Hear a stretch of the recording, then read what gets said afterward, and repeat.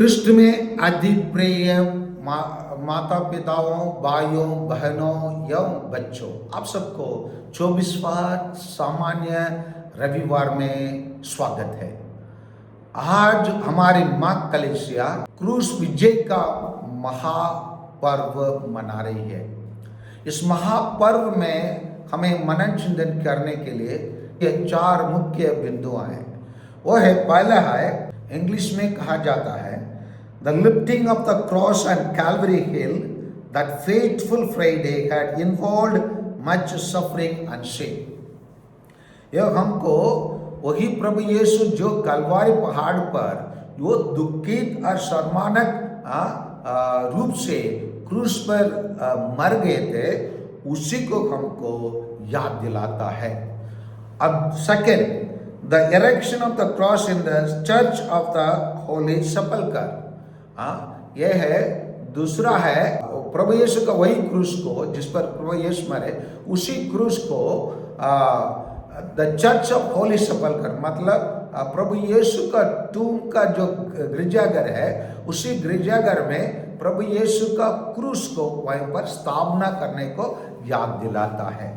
Third, the triumph sign of the cross at the last judgement, मतलब अंतिम न्याय के समय पर ये प्रभु यीशु का क्रूस का विजय को एक चिन्ह के रूप में हमारे लिए दिया जाएगा, जिसको हम आज का पहला पाठ जो गन्ना ग्रंथ अध्याय 21 वचन संख्या 4 से 9 तक दिया गया है, और योहन के सुसमाचार अध्याय 3 वचन संख्या 13 से 17 तक हमारे दिया गया है, उसी में हमको इसी बात को बताया गया है।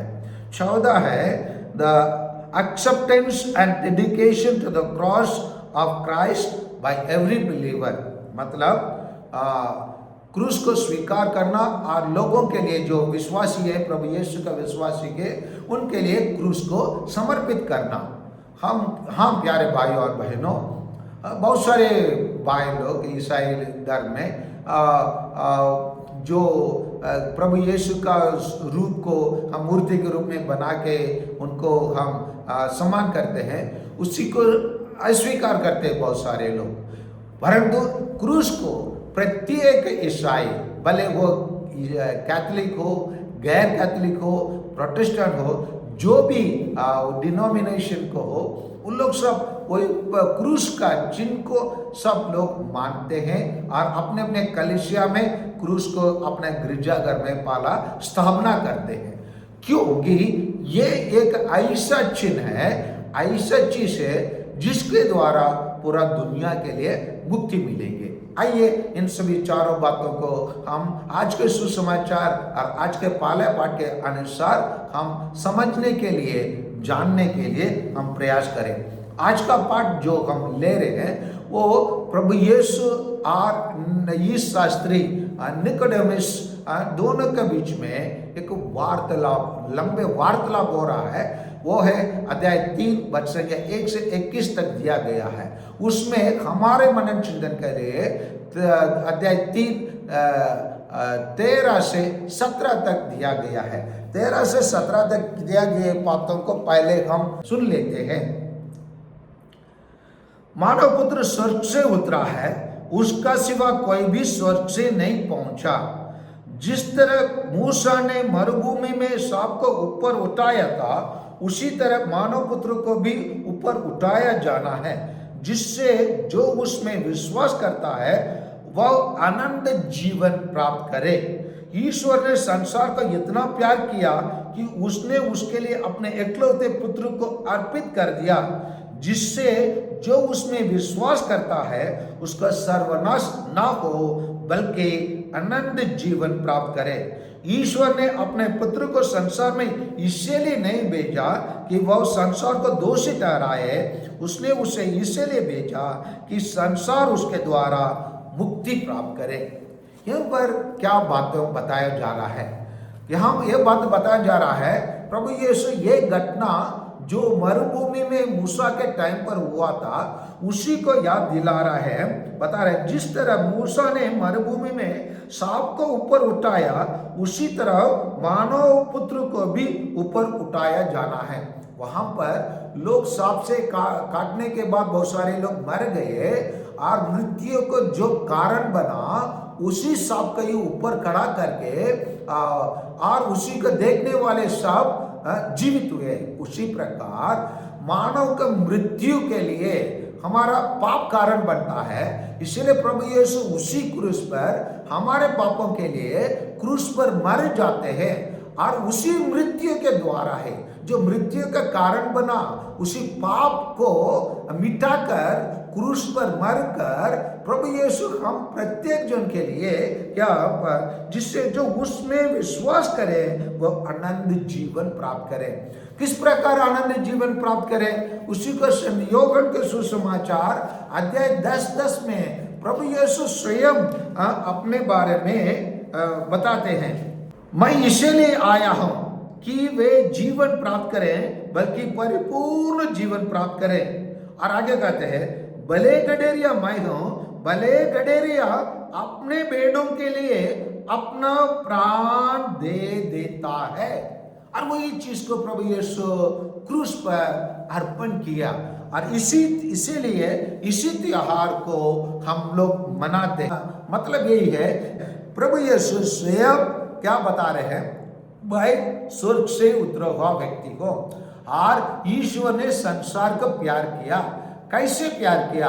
हमको धन दौलत देकर नहीं, हमें उत्तम पुरस्कार देकर नहीं, हमें कोई अच्छे जमीन देकर नहीं, हमें अच्छे देशों में लेकर जाकर फंसने के लिए व्यवस्था देकर नहीं, हमारे दुनिया के सभी ऐश्वर्य देकर नहीं, परंतु अपने प्रिय पुत्र अपने एकलौत्र पुत्र को हम प्रत्येक जन को अर्पित करते हुए हमको क्रूस में उनको बलिदान चढ़ाते हुए प्रभु यीशु अपने एकलौते पुत्र को देखते हुए ईश्वर ने संसार का इतना प्यार किया। क्यों प्यार किया? जो भी उसमें किसमें प्रभु यीशु पर विश्वास करके विश्वास करके उनके क्रूस पर विश्वास करके उनके मृत्यु पर विश्वास करके उनके पुनरुद्धान पर विश्वास करके उनके चेले बनेंगे, उनके शिष्य बनेंगे, उन लोग सब आनंद जीवन प्राप्त करेंगे। इसलिए वो क्या कहता है कि ईश्वर ने अपने पुत्र को संसार में इसलिए नहीं भेजा कि वो संसार को दोषी ठहराए, परंतु उसने उसे इसीलिए भेजा कि संसार उसके द्वारा मुक्ति प्राप्त करे।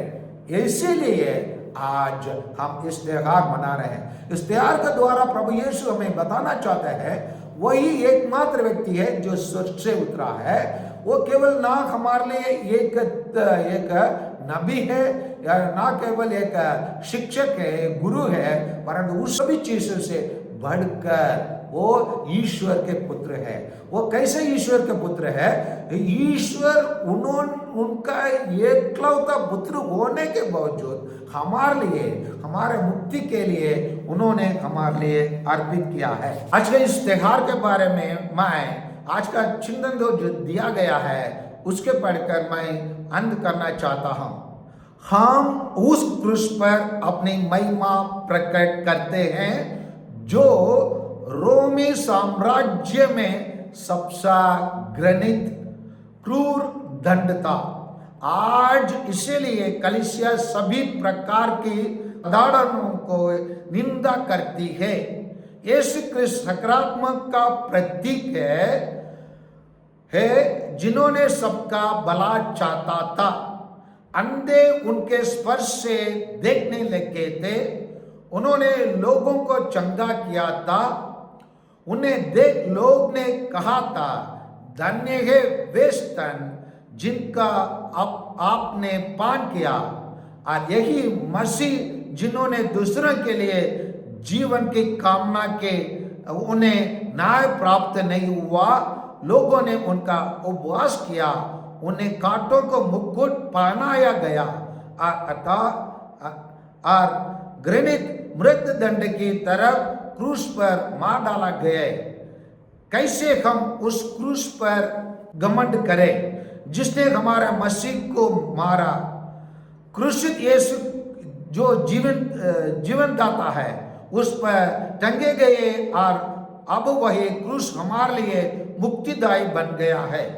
वह अब दया का वह सिंहासन है जिस पर यीशु क्रिस्त विराजमान है।